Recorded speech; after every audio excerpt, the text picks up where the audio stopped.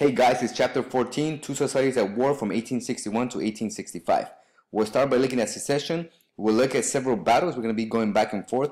Look at women participation during the Civil War, presidential election of 1864, and finally the road to victory for the Union. So right off the top, we have secession. The first state to secede is South Carolina. On December 20, 1860, a South Carolina convention voted to dissolve the Union now subsisting between South Carolina in other states. By February 1861, 10 other states had joined South Carolina in secession, and they met in Richmond, Virginia, which is right around the 8 right here. They voted to break away from the Union. They voted for their own president, President Jefferson Davis. They created their own constitution, which allows slavery to exist forever. So all these 11 states become known as the Confederate States of America with their president, Jefferson Davis.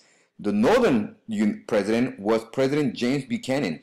He declared secession to be illegal, but believed that the federal government lacked the authority to restore the Union by force. The other major states here are the border states, the ones that you see here in yellow. They're green right here, which are the states of Missouri, Kentucky, Delaware, and Maryland. These border states refused to join the Confederate States. A lot of these border states were actually composed by yeomen, and they believed that slavery was a rich man's institution, and as such, they did not want to really support the Confederate States of America. Now, the border states were important because they had a lot of industries. They had a lot of rivers, which were important for transportation. They produced a lot of goods, and they had men. All factors that are crucial in any war. You also notice that we have a new state here, West Virginia. West Virginia is composed of 53 counties, for the most part, yeomen. They voted to break away from Virginia because they did not support slavery. So when Virginia entered the Union, they entered the Union as a free state. In Maryland, they have a lot of Confederate sympathizers. So a lot of these Confederate supporters actually start to burn up federal Union buildings. So Lincoln, knowing that the capital is there, he puts Maryland under martial law. All rights are suspended. And he has the army take control of Washington, D.C. in particular, but the rest of the state as well. Shrewdly, Lincoln used policies and military tactics to keep the border states from seceding and supporting the Union to a certain extent. The first conflict that we see is Fort Sumter's. Fort Sumter's is in the south, Charleston, South Carolina. However, Fort Sumter is controlled by Union troops. These Union troops had been there for about 4 months now, and they were running low on supply. So Lincoln sent a ship to resupply these troops. As the ship was approaching, Confederate forces opened fire not only on the ship, but also on the fort. On April 12, 1861, the first shots of the Civil War are launched. After 2 days of being bombarded, the Union troops inside the fort surrendered. Immediately, Lincoln calls for 75,000 troops to enlist. Young men were eager to go to war and enlist and show their American pride, to the point that the 75,000 were surpassed. So recruitment offices actually had to turn back volunteers. We'll see a picture here of the Fort Sumter, which is being bombarded by Confederate forces. This is more of an inside look of what was going on in one of these locations that was firing upon the fort. Kind of gives you an idea. At the beginning of the war, both sides have strategies. First of all, Lincoln wanted a decisive victory in Richmond, the capital of the Confederate States of America. They wanted to cut the Confederate States in half. I'll show you on the next slide what that means. They needed to conquer the South, and they came up with the Anaconda Plan, all which will be explained in the next slide. The South, their strategies was actually a little bit easier. They did not have to conquer anything. They just needed to defend and protect their home ground to protect slavery. They also declared that they were fighting this war for self-government, and they compared their struggles with that of the patriots during the American Revolution, that the American Revolution, all they wanted was self-government, and that's all the South wanted, self-government, and they felt that they needed to be left alone. So here is the Anaconda Plan. Lincoln wanted to take control of the Mississippi River here and split Arkansas, Texas, and Louisiana from the rest of the Confederate States of America. That's what it means by splitting the Confederate States in half. So it was called the Anaconda Plan because the anaconda squeezes the life out of its prey, and Lincoln wanted to squeeze the resources out of the South and as such force it to surrender. And these ships here are all Union ships, preventing any Southern ships from leaving or any help coming from European from entering. So in essence, a blockade.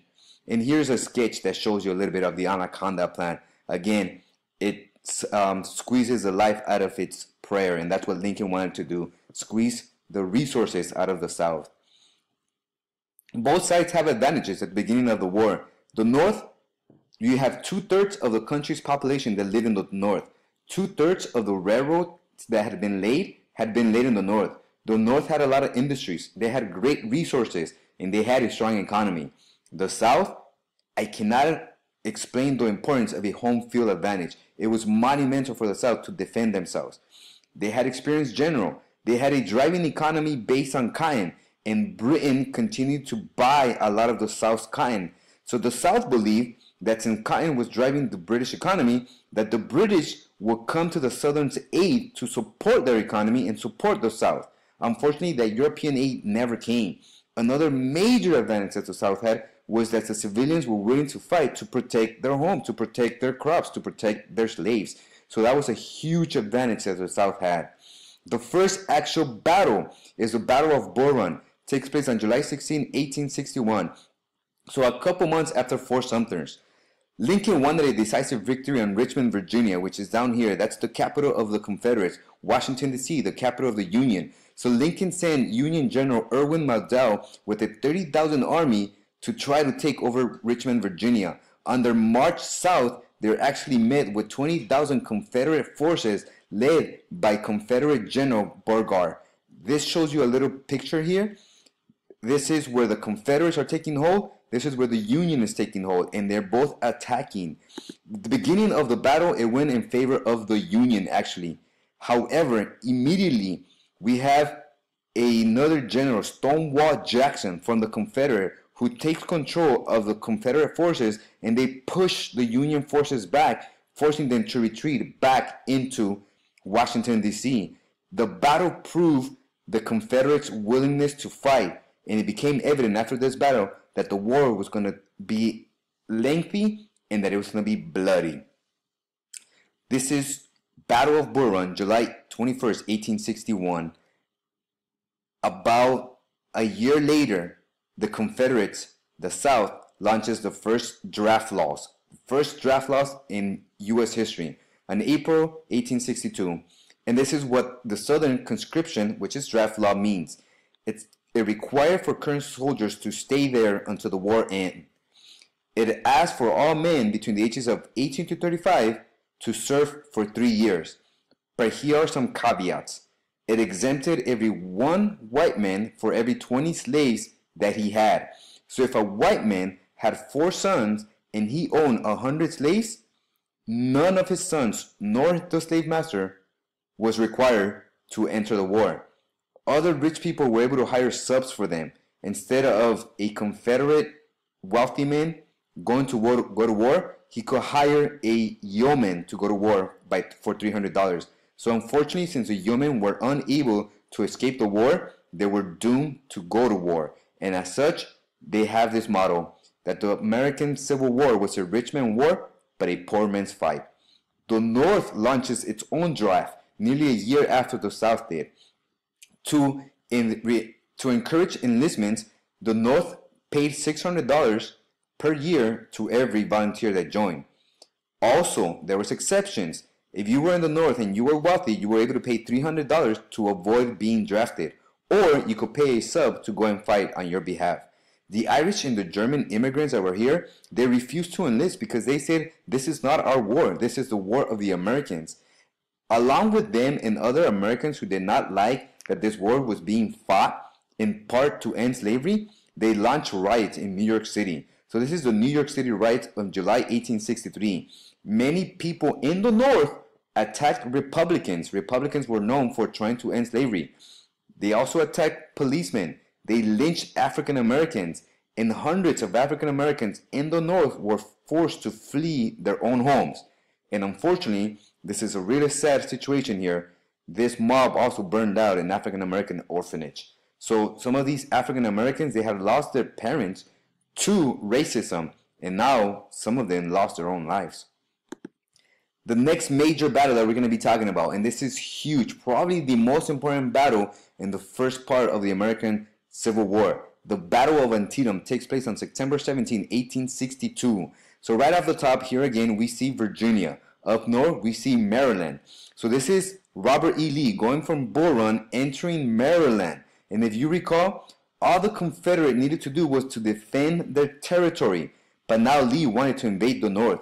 This is his first attempt at doing so. And he is targeting Washington, D.C., but he ends up in Antietam.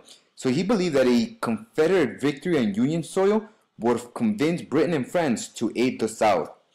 Lee also reasoned that a Confederate victory in Northern soil would frighten Northerners, who would then pressure Lincoln to call for peace. At Antietam, Lee faced off against Union General George McClellan. Now, McClellan actually found Lee's attacks because one of Lee's men had dropped his plans for the battle on the field. So McClellan was pretty prepared when Lee attacked. However, McClellan delayed an attack, which allowed Lee to secure a strong defensive position. And when they met, Confederate forces numbered 50,000, while Union forces numbered 87,000. After fierce battle, Lee was forced to retreat to Virginia. So Lee is forced to come back to Virginia, and McClellan failed to pursue Lee, fearing more casualties. September 17 goes down as the bloodiest day in American history. Over 22,000 casualties on that one day alone. The Battle of Antietam. Major battle. Here are some couple pictures that kind of show you a little bit. This is the bridge that connects Antietam to Virginia. Some of the pictures, Dunker's Church. This church was used by both Confederate and Union soldiers to retreat and to defend themselves. The church actually survives the battle. We see some soldiers here. These soldiers could be both Confederate and Union, fighting for the same soil. The horrors, this is also called, this road is also becomes known as Sunken Road or Bloody Lane, because you see all these bodies here that were trying to march or that were on their way to retreat. This is Lincoln, who meets McClellan at Antietam, and Lincoln is pretty upset because McClellan did not pursue Lee, and as such, he extended the war a couple more years. So Lincoln fired McClellan immediately right there. However, Lincoln did hail Antietam as a victory and used that victory to issue the famous Emancipation Proclamation. And here is Lincoln, obviously a political cartoon, drafting the Emancipation Proclamation. He started it right after Antietam, September 1862. He's trying to find ways to please everybody, and it was difficult. Some of the things that the Emancipation Proclamation did was it helped African Americans join the Union Army. It also mentioned that any African American who ran away was able to join the Union. These are known as contrabands. These are runaway slaves that ended up in Union camps. In there, radical Republicans, which are fierce abolitionists, called for legislation to end slavery and to also make the war a war to end slavery. So again, Lincoln issued the Emancipation Proclamation on January 1st, 1863. He started the draft a couple months earlier. The Emancipation Proclamation freed slaves in the Confederate land. It made African Americans eligible to enlist in the armed forces, and it also encouraged African Americans to labor for wages. It is important to know that the Emancipation Proclamation did not free all slaves. The 13th Amendment did that 4 months before the Civil War ended. So this is what the Emancipation Proclamation did. So first of all, we have these border states. Slaves living in these border states were not free by the Emancipation Proclamation. We also see land that is controlled by Union forces in the South. Slaves that lived there were also not free by the Emancipation Proclamation.